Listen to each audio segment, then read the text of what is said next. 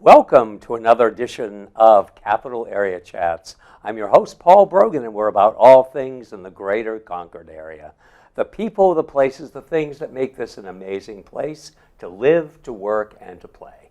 Today's guest does all of those things, and we have dragged her away from a rehearsal for Mary Poppins to join us for a half hour. And I'm really pleased and thrilled to welcome Ellen Desmond. Welcome to the show. Thank you. Thanks for having me. And Ellen is associated with RB Productions. That's right. And you have been now for 12 years. 12 years. So it's an integral part of your life, for sure. And you also, on the side, do grants for the Concord School District. I do, yeah. Which you've done for a few years now. Yes. I won't ask which is the most fun. I think it's probably pretty obvious. It's more fun to work with students than money, but yeah. It has to be wonderful. It is. And you're right now directing Mary Poppins, Yes. which has to be just... It's magical. It really is. It's a very magical show.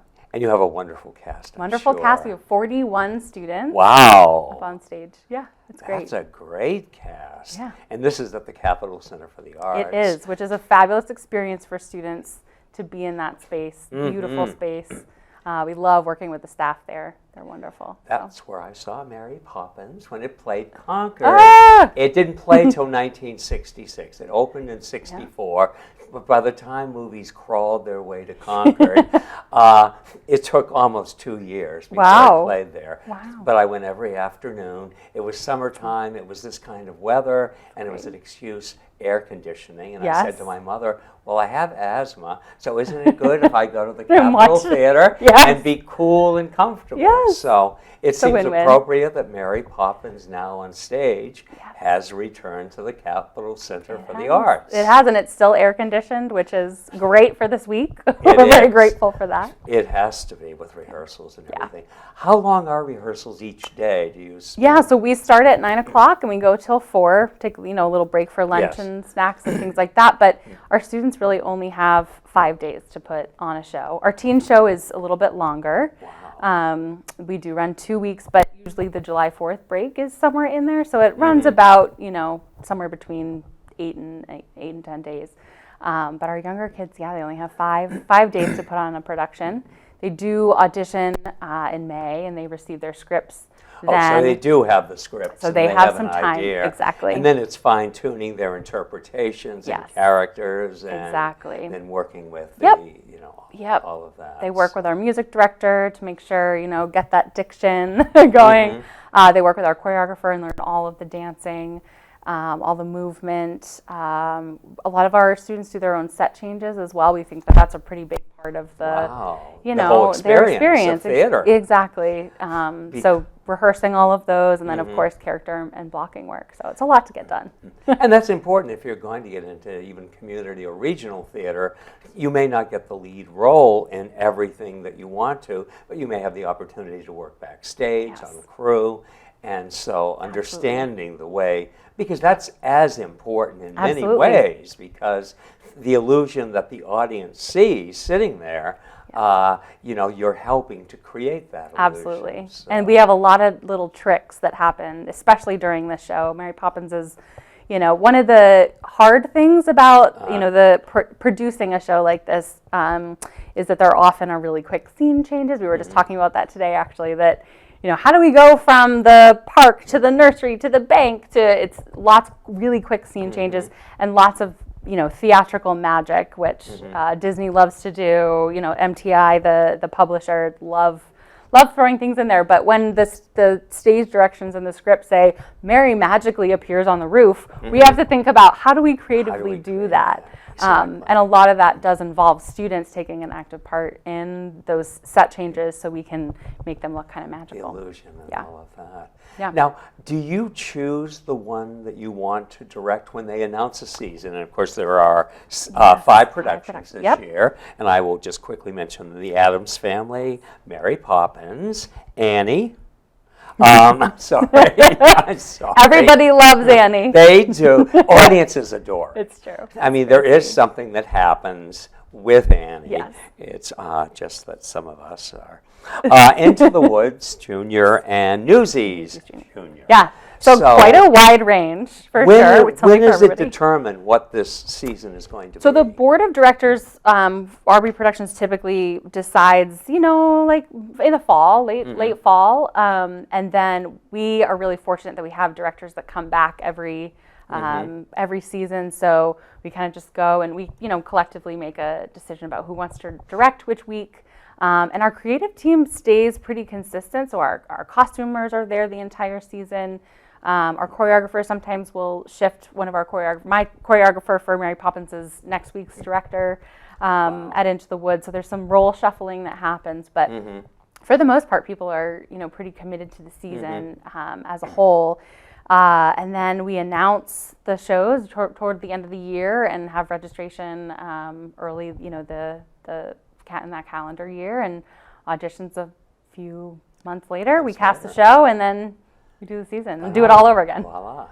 Now, when did you know that you were going to be directing Mary Poppins? It was probably late fall. Late fall. So I obviously did my research again. It was so hard to force myself to watch Dick Van Dyke again. I'm sure. I do. His Cockney leaves a little bit to be desired, but yes, man, exactly. He is just a gem of an actor. So, and of course Julie Andrews as well is wonderful. As a child, I thought that he had it nailed. Well, Yeah. when you're Right. a youngster, you don't really have anything to compare it to. Right. And it sounded so much like the way Audrey Hepburn sounded Yes. in My Fair Lady. Yes. So I thought, that's the just way they talk. Right. And it was only afterwards that I Right. read and discovered. Yeah. But it is one of those shows. It's truly magical. It is. There's just something that sets your heart. Well, when Mary holds your hand, you feel so grand. Your heart starts beating like a big brass band. Yes. We won't sing it, I promise. But We'll leave that to the kids. Exactly. How old the age range for your cast? They're 9 through 16. Wow. So our students at RB really range from 5 to 18. So our youngest kids, and they're actually in rehearsal for Annie right now. They are 5 through 9. So really little, kindergarten, first, second grade. And then when kids turn 9, they can be in one of the big kids shows. And then we have a teen show as well, which was Addams Family last week. Wow. Yeah. So it's a wide range, but it's really wonderful and heartwarming to see the older kids really mentor some of the younger ones. We have, I would say, I don't know, maybe 10 students. This is their first production.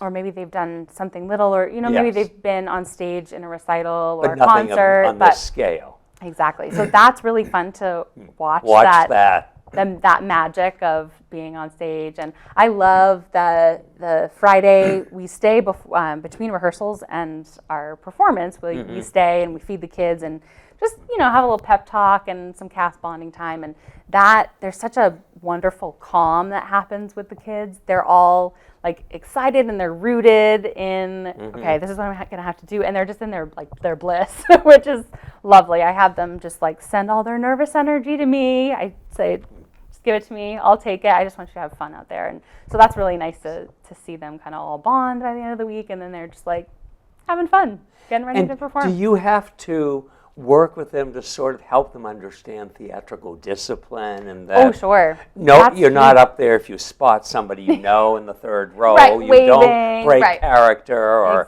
anything like that. Oh, yeah. So we go over everything as basic as what stage left, what stage right, upstage, downstage. That's new for a lot of students, so just learning some theater history. I spend, because I am a former middle school English teacher, I spend a lot of time talking about the script, and if it's based on a book like Mary Poppins, I definitely encourage my students to read the original text, take a look at it. So we talk a lot about, but what is a leg? What does that mean when I say don't pull on the leg? When we say we're spiking something, what does that mean and why do we do it? So there's we pride ourselves on being an educational theater company, and so it's not just about the performance itself, but it's about that process and really giving kids the training so that they're able to, take that and run with it. And we've had students, we have a student who's on Broadway right now. We have a student who just finished up the national tour of Fiddler on the Roof. So Yeah, some of our RB graduates are doing some really wonderful things. Some have gone into technical theater as well, which is great to see. So they're making a living out of doing this, Wonderful. and so we're psyched that we were part of it. And this is where it began, really. Exactly. Now, how long has RB been a part of the Concord community? So we started 20 years ago this summer. So we're actually celebrating this is our 20th season. So Ryan Brown is our founder, hence the RB. And 20 years ago, he asked for his high school graduation. Some kids, want nice cake or a trip or, college tuition or something. Ryan wanted a theater company. So he asked his friends and family to help him start a theater company, and RB Productions was born. So I know, pretty cool graduation. That is. Yeah. So, and it's really been picked up. Ryan is, now a successful professional in his own right, but he'll come back and come see the shows and talk Is to he our... thrilled at how that has blossomed. evolved and grown and encompassed thousands of lives by now, certainly in the course of 20 years. Yes, absolutely. And that's the kind of a start for someone that has to be wonderful. I mean, it has to make them just love the whole entire theatrical experience all the more. Absolutely. If you even have a slight notion, about doing something in that field. Yes. I think kids catch the theater bug often, during the summer. And because it's such a condensed season, I mean, we do have students who will come for, all 4 or 5 weeks, but there's a big post-show letdown, I think, for kids because there's so much energy and your brain is just crammed with all kinds of things to remember, and you're meeting all these new people and having so much fun, and so I think that's why kids return. They're anxious to experience it again and see if it's the same or if it's even better because they've already done it before.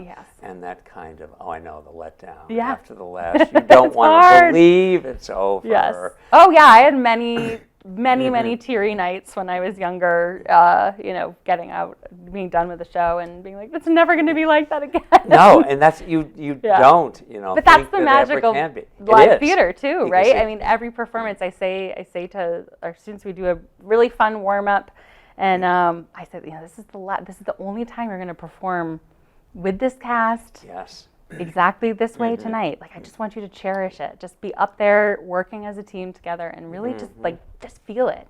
Because that's ultimately, that's what makes theater stand out to me. That's why it's the live experience so much different. That is so different than anything else. Right. And it's just wonderful. Now, how long have you had the theatrical bug? Well, my first performance was in 3rd grade at Broken Ground School, actually. I was in a production called The Universe and Other Stuff, and I played the Earth, and I had a cute little solo. It was a really sweet little review. And then by the time I got to middle school, I went to Runlet and did the performance ensemble group, the PEG program, and had a fantastic director, Jane Meyer, who to this day really is kind of my guiding light when it comes to direction. She was tough as nails, and at the time, made us cry and made us, but man, she made us tight and good and just true professionals. So I really, middle school was when it started for me. And middle school theater also gave me my group of lifelong friends. So I'm just surrounded by people. My siblings as well are theater people, and so I've just been surrounded by live theater and music and dance, and so it's really lovely to have grown up in a community that supports that. And Concord is so rich in terms of arts and cultural experiences. It's amazing. For a city of 40-ish thousand, it's unbelievable how much there is out there. And I mean, community players and Hatbox and all of these theatrical opportunities and Pittsfield players. Everything's within. They all do such a wonderful, wonderful job and are very welcoming of people who may not have performed with their group before when you go in and do try out. Yes, I do love that about our region. I think New Hampshire in general as well. Just go try a community theater production if you have an inkling. It's fun to just just see. It really is. Yeah. So 12 years ago, you became a part of RB. You were aware of them beforehand. Yes. Yep. So my siblings grew up doing RB productions. I was age-wise, it didn't quite make sense. I was already in college, high school and college when RB kind of came to be. I'm closer to Ryan Brown's age. And so I had known of them, and then I was in college and was looking for a summer job, and I was like, this is great. This is what I wanted to do. I knew I wanted to be teaching, so that this is a great way to combine my passion for teaching and my passion for theater. So I started directing, and I've directed ever since, minus the COVID year, though we did try to get some classes up and running.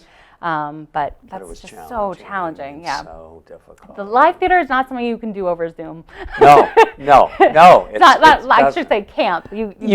You can do some different. But theater, the joy is the people out there in the darkness, the energy they give to you and the energy you convey to them, and hearing the applause or the laughter or something else, and knowing that you're making that instant connection in the moment. Right. It just changes. The presence is everything. It was pretty impressive to see some of the cool technological. It was like a new form of theater that kind of came to be, and that was lovely. I did watch several, Zoom productions during that, during the pandemic. But it's really nice to be back in person. It has to be. It has to be. Yeah. What are some of the other productions you've directed previously? Yeah. So I have directed Peter Pan.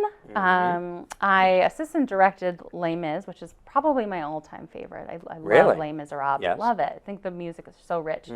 I've done Once on This Island, Music Man. My family loves Music Man. We, I think, collectively have done it 5 or 6 times. Wow. We've been in it. We've directed it.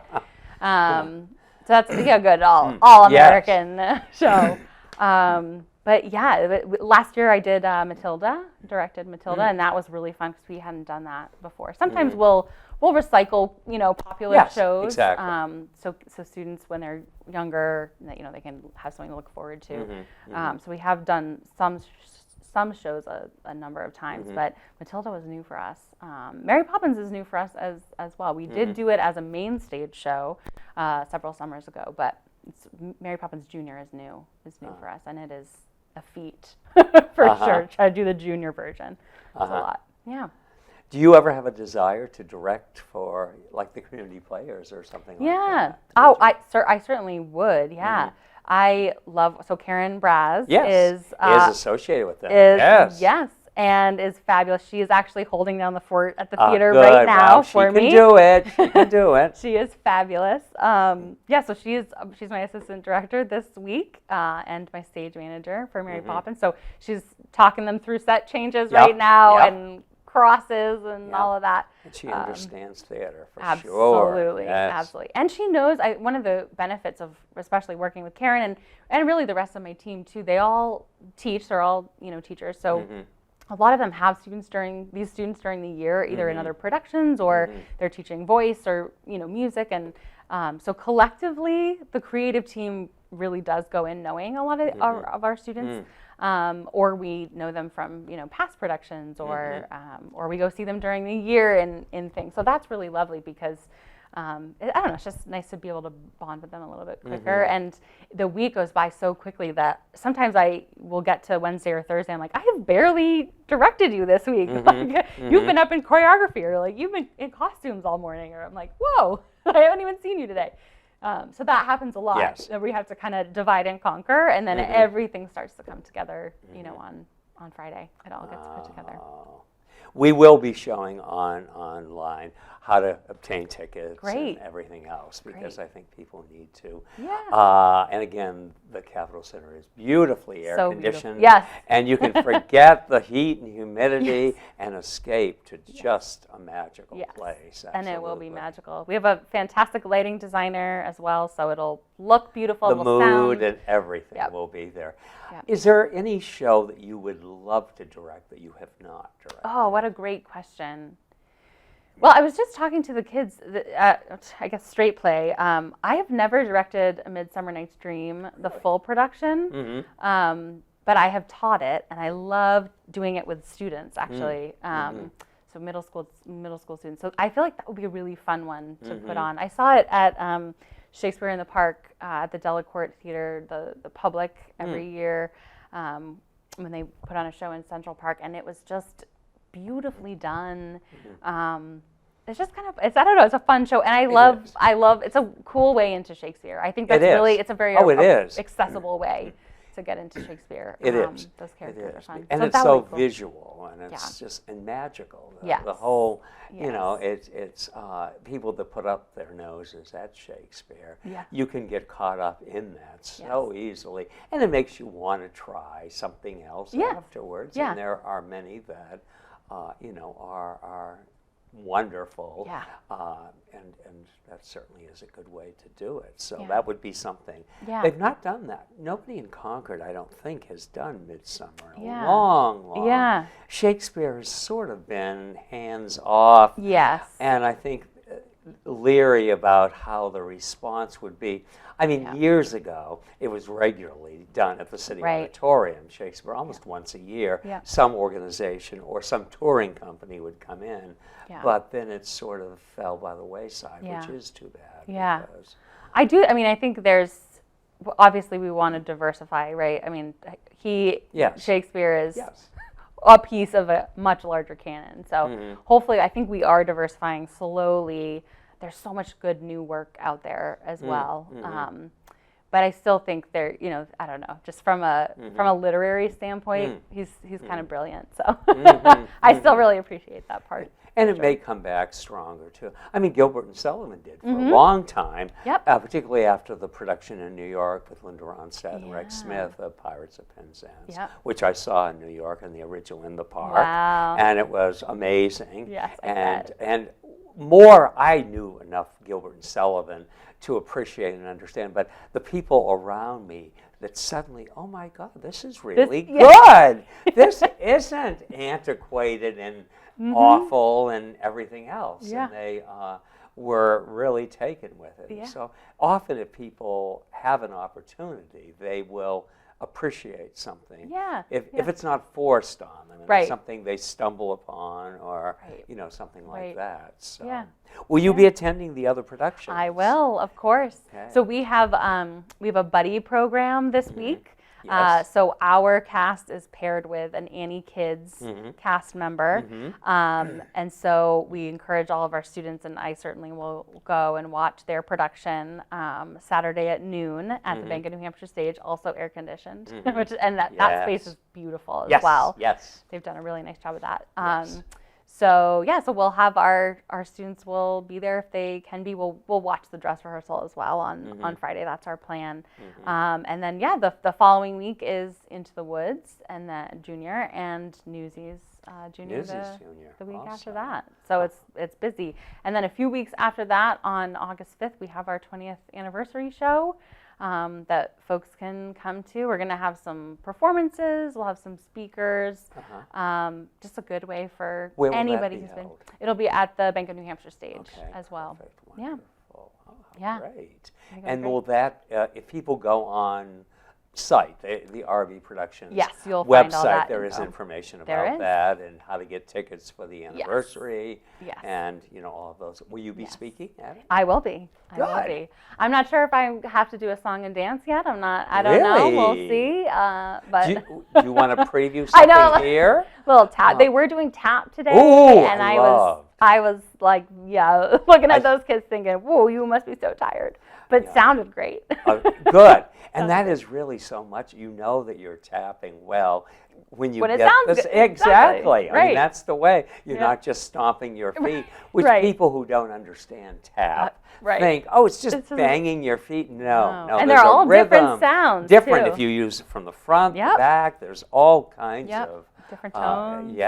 So that's and you feel it in your ankles afterwards for days and days and days. But what's your favorite musical number in Mary Poppins? Ooh, that's a great question. I love Let's Go Fly a Kite. I think that's just, it's beautiful. I love the sentiment of it. I love the visual aspect of it. And then, not a crowd pleaser, but I also love Feed the Birds.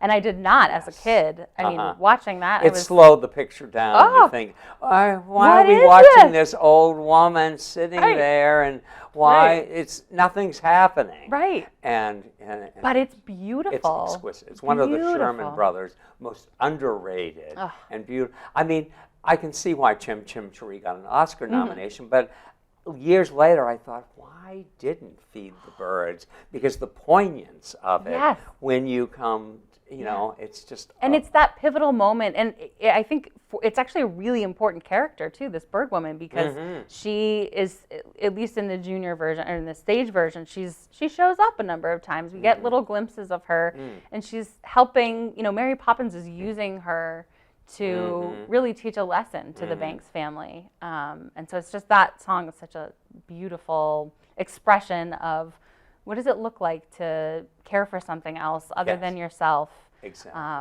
And I love the bird imagery of that, and how that ties to the kite imagery and Mary flying in. So it sounds like an amazing production, Yeah. and I think I need to check it out. Yes, so. you should. It's all right, adults. It's not just. It's for everybody. Everyone. For everyone. Okay. They're Yes. all welcome to it. Yes.